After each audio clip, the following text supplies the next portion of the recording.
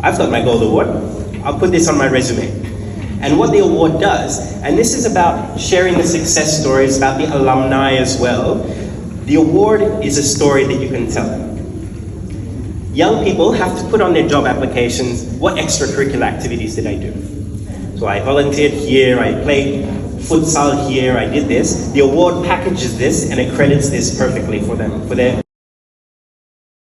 So with partnership with different corporates and different universities, research teams, we have a methodology where we can measure through surveys before a young person starts their award and after they finish their award, based on these questions that ask them things about self-confidence, the skills that they learn, their engagement with the communities, their employability as well. So you can measure from a gold award, what is the impact of this? So they survey award holders, they survey non-award participants to get a comparison. So you can actually measure what impact does this have.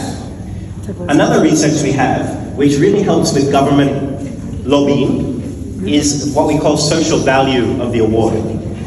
So this measures for every 1 ringgit invested into the award, for the country, how much returns to them. Through the employability, people learning skills, vocational skills, being able to get higher education, being able to get a higher paying job to support the economy, through their physical recreation, lowering their health risks, lowering the economic burden on the health system, through their voluntary service, giving their hours back to the country.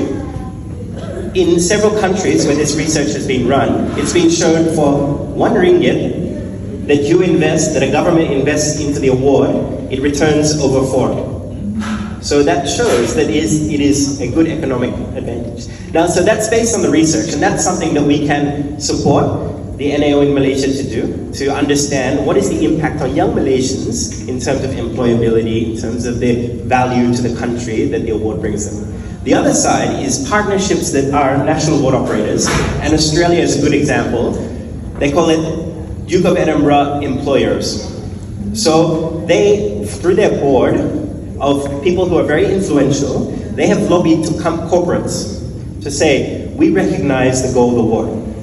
So on every job application that a company like KPMG or big firms, whether it's KPMG or Pizza Hut, they ask a question, have you done your Duke of Edinburgh's International Award? Whether or not that helps, that gets them the job, it gets them that question.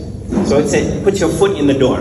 After that, it's the young person needs to still go to the interview. It's not a free ticket, but it raises the awareness. So if you go to the Australian Duke of Edinburgh NAO website, you can see the employers. There's a list of hundreds of logos of these companies that say, we recognize the award.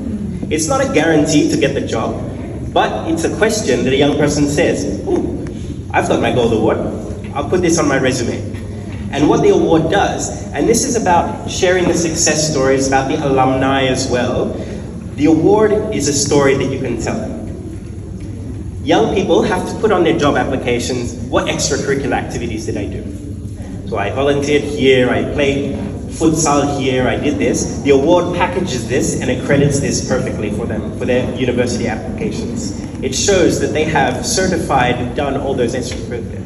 So there's 2 approaches. There's a global, a national approach, and a research-based approach, that all of these things do show. We all know anecdotally that the award is going to benefit your young person to get higher education or better job.